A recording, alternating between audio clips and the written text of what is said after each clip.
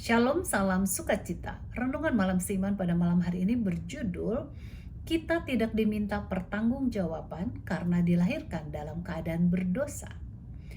Orang yang berbuat dosa itu yang harus mati. Anak tidak akan turut menanggung kesalahan ayahnya, dan ayah tidak akan turut menanggung kesalahan anaknya. Orang benar akan menerima berkat kebenarannya, dan kefasikan orang fasik akan tertanggung atasnya. Yehezkiel 18 ayat 20. Tesis yang ke-9. Tuhan tidak menuntut kita memberi tanggung jawab karena kita dilahirkan dalam keadaan berdosa.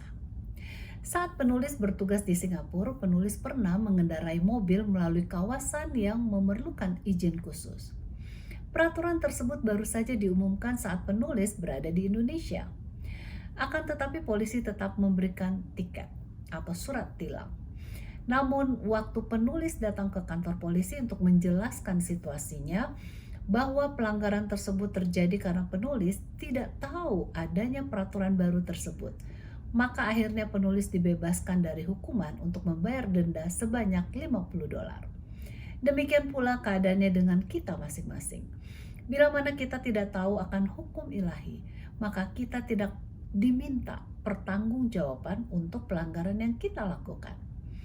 Ayat inti kita di atas menyebutkan orang yang berbuat dosa itu yang harus mati. Anak tidak akan turut menanggung kesalahan ayahnya, dan ayah tidak akan turut menanggung kesalahan anaknya. Lebih lanjut juga Yesus berkata dalam Yohanes 15 ayat 22. Sekiranya aku tidak datang dan tidak berkata-kata kepada mereka, mereka tentu tidak berdosa. Tetapi sekarang mereka tidak mempunyai dalih bagi dosa mereka. Yesus juga berkata dalam Yohanes 9 ayat 41, sekiranya kamu buta, kamu tidak berdosa, tetapi karena kamu berkata, kami melihat, maka tetaplah dosamu.